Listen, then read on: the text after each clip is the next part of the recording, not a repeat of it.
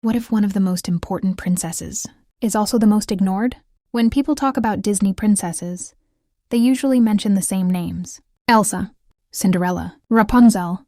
But there's one princess who almost never gets brought up, even though her story might be one of the most interesting.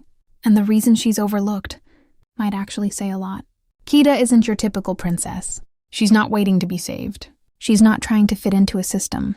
She's part of a civilization that already exists, with its own history, power, and knowledge. She doesn't adapt to a world. She protects one. Unlike many princesses, Kida actually holds power. Not just symbolic power, but responsibility. She understands her people, questions her father, takes action when needed. She's not surviving a system. She's trying to save it. Kida doesn't blindly follow rules. She challenges them. When her father becomes distant and secretive, she doesn't stay quiet. She asks questions. That's something we rarely see. Most princesses are taught to accept, adapt, endure. Kida does the opposite. Another reason she's different? Her story isn't centered around love. Yes, there are relationships, but they don't define her.